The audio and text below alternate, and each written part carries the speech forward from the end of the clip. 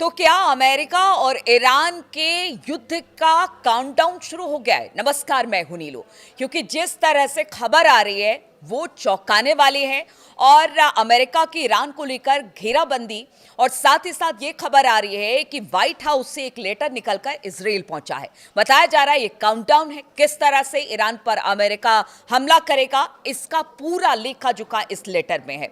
और जिस तरह से अमेरिकी राष्ट्रपति डोनाल्ड ट्रंप ने बुधवार को ईरान को चेतावनी दी, उससे यही अंदाजा लगाया जा सकता है। जो चेतावनी थी डोनाल्ड ट्रंप की तरफ से, वो क्या थी आपको बताते हैं। तो उन्होंने कहा कि आर्माडा उनकी ओर बढ़ रहा है। उन्होंने कहा कि ईरान को अपने विवादित न्यूक्लियर प्रोग्राम पर अमेरिका के साथ एक डील करनी चाहिए, नहीं तो ईरान को बड़े पैमाने पर अमेरिकी सैन्य हमले का सामना करना पड़ेगा। उन्होंने ट्रुथ सोशल पर एक पोस्ट किया, एक बहुत बड़ा आर्माडा ईरान की ओर बढ़ रहा है। ये तेज से बड़ी ताकत, जोश और मकसद के साथ आगे बढ़ रहा है। ये वेनेजुएला भेजे गए बेड़े से भी बहुत बड़ा है, जिसका नेतृत्व महान एयरक्राफ्ट कैरियर अब्राहम लिंकन कर रहा है। उन्होंने आगे लिखा कि उन्हें उम्मीद है कि ईरान अपने न्यूक्लियर हथियार के प्रोग्राम के बारे में एक निष्पक्ष और न्यायसंगत डील पर बातचीत करने के लिए बातचीत की मेज पर आएगा। उन्होंने कहा कि समय खत्म हो रहा है, ये सच में बहुत जरूरी है। तो देखिए, एक बार फिर से धमकी के साथ साथ बातचीत के लिए भी डोनाल्ड ट्रंप ने ईरान को आगे आने को कहा है और उन्होंने कहा है कि देखिए समय खत्म हो रहा है, बातचीत नहीं हमला शुरू होगा। ट्रंप ने सोशल मीडिया पर लिखा कि जैसा कि मैंने एक बार पहले ईरान से कहा था, एक डील करो। उन्होंने नहीं किया और ऑपरेशन मिडनाइट हैमर हुआ, जिसमें ईरान का बड़ा विनाश हुआ। अगला हमला कहीं ज्यादा बुरा होगा, ऐसा दोबारा ना हो। अमेरिका ने जून 2025 में ईरानी परमाणु फैसिलिटी पर हवाई हमले के सैन्य अभियान को ऑपरेशन मिडनाइट हैमर का नाम दिया था। अमेरिका का दावा है कि इन फैसिलिटी का इस्तेमाल न्यूक्लियर हथियारों में इस्तेमाल के लिए यूरेनियम को समृद्ध करने के लिए किया जा रहा था। यह पहली बार नहीं है जब ट्रंप ने ईरान को हमले की चेतावनी दी है। पिछले हफ्ते ट्रंप ने कहा था कि एक आर्माडा ईरान की ओर बढ़ रहा है, लेकिन उन्हें उम्मीद है कि उन्हें इसका इस्तेमाल ना करना पड़े।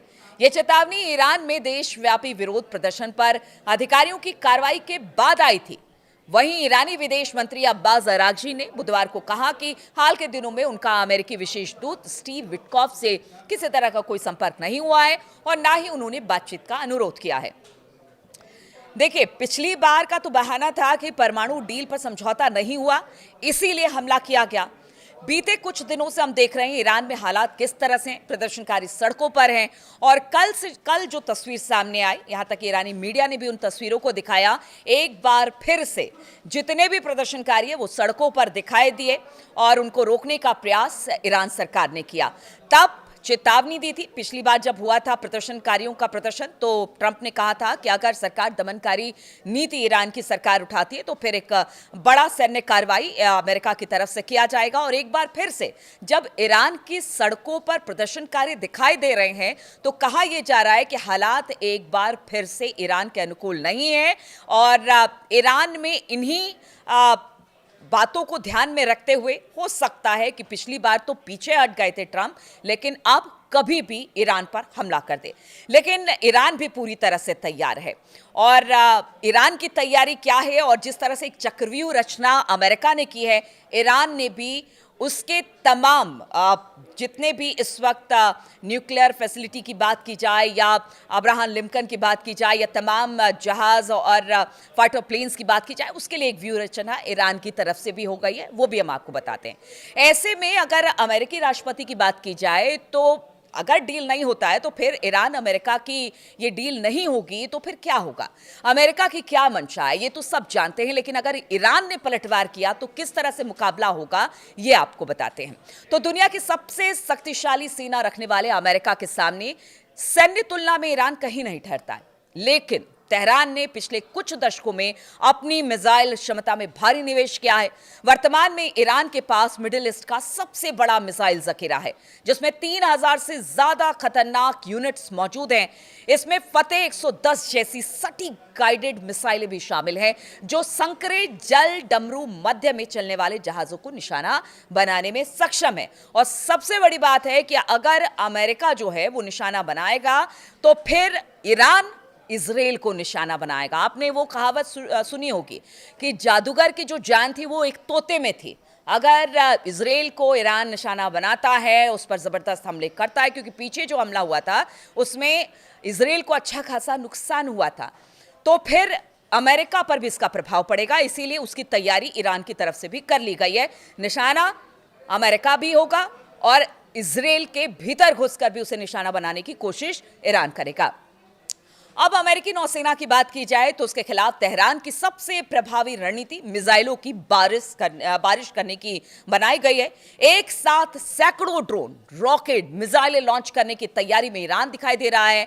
ईरान अमेरिकी कैरियर स्ट्राइक ग्रुप के रडार को ओवरलोड कर सकता है। ईरान ने अपनी इस रणनीति का सफल प्रदर्शन जून 2025 में किया था, जिसमें इजराइल के खिलाफ युद्ध के दौरान देखने को मिला था कि किस तरह से एक साथ इतनी मिसाइलें दागी गई कि जितने भी उसके रडार थे या फिर जितने भी बस्टर बम्स लगाए गए थे या तमाम चीजें थी, सब फेल होती हुई दिखाई दे रही थी। ईरान ने एक साथ सैकड़ों मिसाइलें छोड़कर इजराइल के आयरन डोम और एरो 3 सिस्टम को फेल कर दिया था। बड़ी संख्या में ईरान मिसाइलें इजराइल के अंदर गिरी, जिससे भारी नुकसान हुआ। अब धीरे धीरे समय बीतता चला जा रहा है। युद्ध के मुहाने पर ईरान अमेरिका है, काउंटडाउन शुरू हो चुका है, लेकिन दुनिया एक और युद्ध के लिए तैयार नहीं है। ट्रंप की विस्तारवादी नीति उनकी बातों को कॉन्ट्रडिक्ट करती है, जिसमें वो कहते थे कि अमेरिका अब आगे किसी युद्ध में नहीं उतरेगा। अमेरिका ने ईरान के अवैध तेल व्यापार को हालांकि निशाना बनाने के लिए कई तरह के प्रतिबंध का इस्तेमाल किया। इसके अलावा अमेरिका ने ईरान के खिलाफ कई सैन्य कार्रवाइयां भी की है, ताकि तेहरान को बातचीत की मेज पर लाकर खड़ा किया जा सके, न्यूक्लियर प्रोग्राम को रोका जा सके। ट्रंप ने अपने पहले कार्यकाल के दौरान 2018 में ओबामा युग के न्यूक्लियर डील से अमेरिका को बाहर निकाल लिया था, ये कहते हुए कि ये डील खराब और सड़ी हुई है। लेकिन अब जब ट्रंप की बात की जाए तो वो एक बार फिर से बातचीत की मेज पर आना चाहते हैं, लेकिन साथ साथ ये भी धमकी दे रहे हैं कि देखिए समय बहुत कम है और इस समय रहते अगर ईरान चेत गया तो ठीक है, वरना एक बड़ी सैन्य कार्रवाई ईरान के ऊपर होगी। और ईरान ने भी कह दिया है कि देखिए इस बार हम पूरी तरह से तैयार हैं। इतनी मिसाइलें इजराइल और अमेरिका पर गिरेगी कि उनको भारी नुकसान होगा और इसका खामियाजा मिडिल ईस्ट ही नहीं बल्कि पूरी दुनिया इसका खामियाजा भुगतने को तैयार रहे। इस तरह की बातें सामने आ रही है। हालांकि देखिए अब जो बाकी देश है वही कह रहे हैं कि इस तरह के युद्ध नहीं होने चाहिए, क्योंकि अगर एक और युद्ध इस वक्त मिडिल ईस्ट में होता है तो फिर इसके गंभीर और घातक परिणाम होंगे।